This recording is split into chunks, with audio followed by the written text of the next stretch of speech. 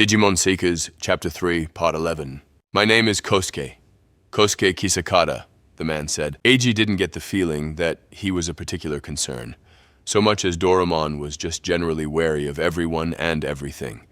Their attitude was only jarring in contrast to Lugamon's self-absorption and Pulsemon's impishness.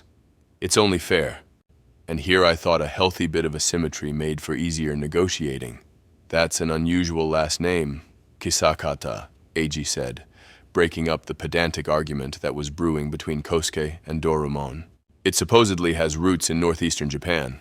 It's written with the kanji for elephant and the geita half of Niigata, but I've lived enough of my life online that I don't get many opportunities to use my real name these days.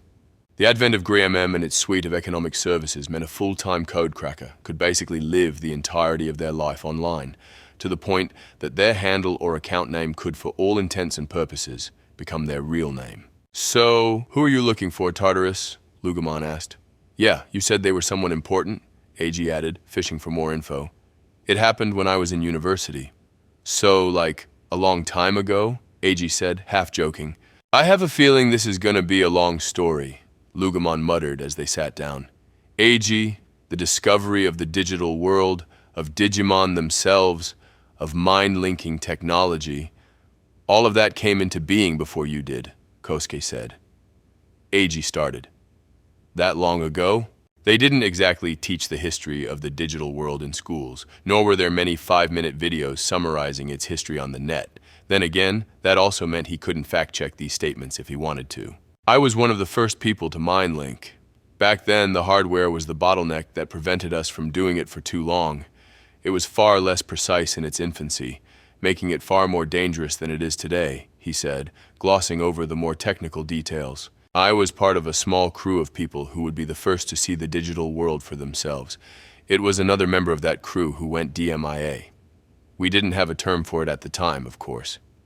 So, Kosuke had lost someone too, along with their partner Digimon. Eiji felt some of the lingering doubts about Kosuke lift, replaced by a deep sense of empathy. Are we the same? That's why I became a code cracker, Kosuke continued. From then on, he dedicated his life to saving the person who'd gone DMIA. He opened a virtual monitor displaying a GRIMM message board post, asking for information on something Eiji recognized immediately. A black Agumon!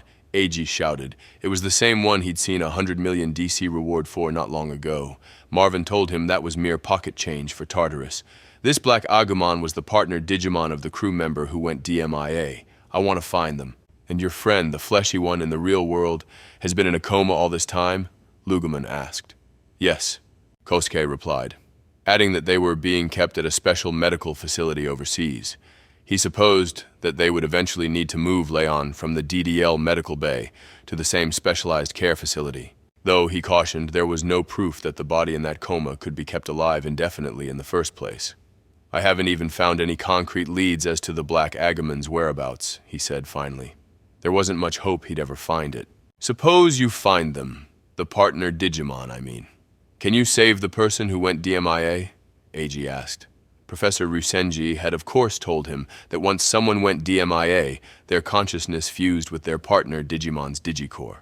Eiji couldn't imagine how all that worked, not having experienced it himself, but he definitely knew it was not good. We believe that DMIA patients lose the capacity for self-awareness, Doraemon answered. Eiji said tentatively. He wasn't quite sure what that meant. Supposing that a Digimon who goes DMIA does not return, we expect the fusion of a person's consciousness with the Digicore would lead to severe errors in the partner Digimon as well, Kosuke continued, following another tangent entirely. If the person were merely unconscious, the Digimon themselves could at least send messages to the person's codecracker or hacker allies, or worst-case scenario, the Digipolice. Theoretically, anyhow. There were no known cases of this actually happening. What was worse, Leon and Kazuchimon had fallen through a vortex into the depths beyond the firewall. Even if he did manage to escape from the Royal Knight, he'd have almost no hope of finding his way back. But there is hope, Kosuke said, sharing a bit of data from his Digimon linker. Ooh, Lugamon cooed as they stood up and touched the tip of their nose to the data file. Easy, pup, it's not food, Doraemon chided. Eiji briefly marveled at how easily Lugamon was drawn in by the promise of something to eat. They were modeled after a wolf, and yet somehow completely ill-suited to any sort of watchdog duty, given how food-motivated they were.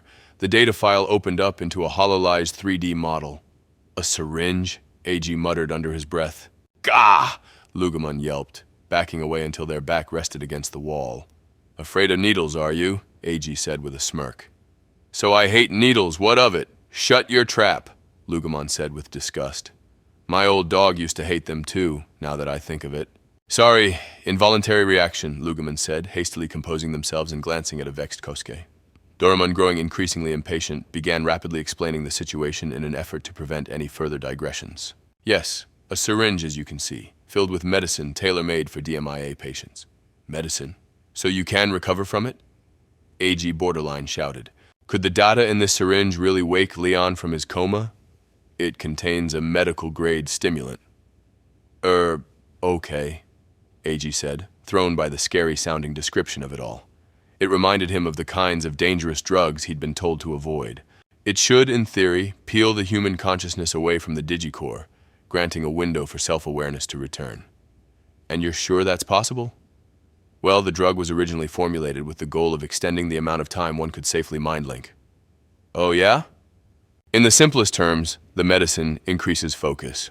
So, like this stuff, AG said, picking up his energy drink. A little energy boost so you could mind-link for a little bit longer. It made sense enough to AG anyhow.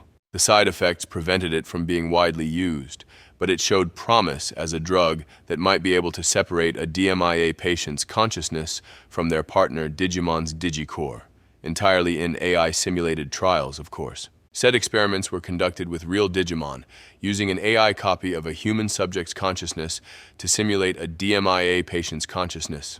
When the medicine was administered, the simulation determined that the AI copy could be successfully separated from the Digicore. So, if we give this to Leon, well, we can't give this to Leon Alexander's physical body in the DDL medical bay. We have to administer it to his partner Digimon, wherever in the digital world they may be, Doraemon corrected. The 3D model of the medicine-filled syringe continued to float in the air before them, slowly rotating in place. Ah, okay. So like, did Marvin develop this? Or, no, this was provided by a lab. Provided? Which lab? D4, Professor Ryusenji's laboratory, Doraemon replied, snapping AG to attention.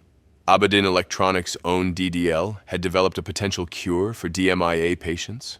One made by Professor Ryusenji, no less. On second thought, of course he had. No one else could have done it. But something kept tugging at the back of AG's brain. Why would a bunch of code crackers develop something like this? AG had to ask every last question on his mind if he was going to trust these two. We made a deal with Professor Ryusenji, Doraemon said calmly. What kind of deal? We provide him with the drug. He gives us all the clinical data resulting from the trials. Those are the terms. It made sense to AG. If these weren't trials to be run on AI copies, but on real DMIA patients, it'd have to take place in the lawless digital world, on codecracker patients who operate outside the law to begin with. And you were okay with that, Kosuke? AG asked, turning to Tartarus. Even if they were to find the Black Agumon, there was zero guarantee that the drug would save Kosuke's colleague. If it all went sideways, they were taking someone's life in their hands and conducting a human experiment. Kosuke said nothing, and simply opened another virtual monitor. The monitor revealed a security camera feed, shot from the ceiling. AG quickly gathered it was the feed from a medical facility, but this was no ordinary hospital. There were several large capsules, and someone was floating inside the colored liquid within this one in particular. AG could just make out the features of a young woman in the fuzzy image. Is she the one you lost? This is the only way I get to see her anymore. Once in a blue moon, when they send these video updates. Her body is just barely being maintained and nothing more. We don't know what will happen if we successfully administer the drug and she regains consciousness. If she regained consciousness at all. The simulations suggested she would, but they were just that, simulations. This drug has given me hope, Kosuke said, closing his hand around the data in the syringe. You trust Professor Ryusenji, don't you? AG said without thinking. Do you not? I do, absolutely, AG replied without hesitation. Knowing the drug came out of D4 is enough for me. Not to mention I'm a wanted code cracker, and here you are in the real world coming to me with all of this. I believe you, and I trust Professor Ryusenji. It all wove together perfectly in Eiji's mind. If they both trusted the professor that much, they could trust one another too. So can we count on your cooperation, Eiji? Lugumon? Doraemon asked. Yeah. You're in too, right, pal? You bet. I'll jab the needle right into that little spark plug's butt myself, Lugumon gleefully answered. How wonderfully crass, Doraemon sniped. That's enough out of you. You want to go? Okay. Let's stop there before we do anything we'll regret, Eiji said, trying to placate his partner Digimon. Eiji was once again reminded just how much Lugumon hated being looked down upon. Eiji wondered if it was some sort of wolf-like pride hard-coded into their being. Fine, whatever. That goes for you too, Doraemon. Or should I be directing that to Kosuke? Which one of you is in charge here anyway? Eiji could tell it was just his own perception and personal hang-up, but he couldn't shake the fact that a code cracker of Kosuke's considerable talents shouldn't be letting a Digimon, one of the tools in his vast code-cracking toolbox, run the show. We both are. Doraemon and I run the SOC as a team, Kosuke answered. Wow, really? So Tartarus is actually two people, Eiji said, his accusatory tone crumbling into genuine admiration. If it helps you to think of it that way, sure. Doraemon, much like your pup's evolved form, controls one of the Wall Slums districts as well. Ah, is that so? Lugumon said, turning to Doraemon. Just like the Wolf of the 9th District, yes. A district that is of great interest to the SOC in its own right, Kosuke added. It stood to reason that there were more partner Digimon running some of the other districts as well. So, we're looking for Leon and Pulseman. You're looking for that black Agumon. Do you have enough of those DMIA meds to go around? Eiji said, summarizing the matter at hand in an attempt to refocus the conversation. We have just one on hand, Doraemon said gravely. Given its D4 classification, it wasn't something that Abad and Electronics wanted more than one copy of out in the world, even if it was easily replicable data. I'll ask Professor Ryusenji for another dose. It's Leon. He'll probably make one for me. No. So long as we can recover the Digimon, that's enough for now. Hacker Judge's partner Digimon, that is. Oh, okay, sure. This was to be a recovery mission like any other, then. Find the lost Digimon, capture it, and deliver the doc to Professor Ryusenji. The medicine would then be administered at the much better equipped D4 facilities. Right. So let's lay out the situation, Eiji said, glancing between Kosuke and Doraemon. I very much doubt you, the vaunted leader of the SOC, have been haphazardly looking for a lost Digimon. You've got the possible DMIA cure on you, but now we need a plan for this little search party. Well, look who's on top of things, Lugumon said, offering Eiji the rare genuine compliment. About that, Kosuke stood up and issued a command to Doraemon. I've got a car pulled up out front. Gather anything you need to take with you and come with me. No need to change. You're fine to come dressed as you are. Right now, what's the rush? Eiji's voice quavered. It's not safe here. The Digi-Police will arrive before too long, Kosuke said upon glancing down at his phone. Are you serious? Eiji yelped. He heard a car pull up to the front of his apartment. Was that the cops now? No, it had to be the car Kosuke mentioned. Self-driving cars were all over Denrin District these days. He must have called it to the front door with his phone. We'll head to my safe house, Kosuke said, following Doraemon as they walked toward the front door. Ooh, a secret base. Eiji had read plenty of manga with safe houses in them. Tiny, unassuming houses tucked away in places few would tread. I'll explain more once we're in the car. This is the SOC's last gambit. We're rebooting Operation Tartarus. Operation Tartarus? Eiji said, turning to Lugumon. Were we supposed to cheer for that, do you think? Lugumon asked, turning to Eiji with a puzzled look. I've explained the terms and what's at stake. Are you coming or not? Kosuke asked pointedly. Yes. Lead the way. There's no turning back. Be prepared to say goodbye to your old life. No more 3-mat apartment, no more meager savings, no more laws, no more whatever Eiji thought he knew. Once you dove into the network, it was just the data of your consciousness and the partner Digimon to which it fused. Nothing else mattered. You could break free of the real world, then transcend it. In that case, I have nothing to regret. More importantly, I now know I have nothing to fear, Eiji said resolutely. There's been this hole where my heart should be. All my losses hollowed me out, and I'm done waiting for someone else to fill me back up. It's time to act, no matter how scary it might feel, or how far from home it takes me. I have to do whatever I can, Eiji said resolutely. Kosuke nodded approvingly. Embrace the loss and regret. the constraints of your freedom, and hold them close. That's how we code crackers survive. That's the only way I know how to live, AG said with a smile. Freedom for the network, freedom for the digital world.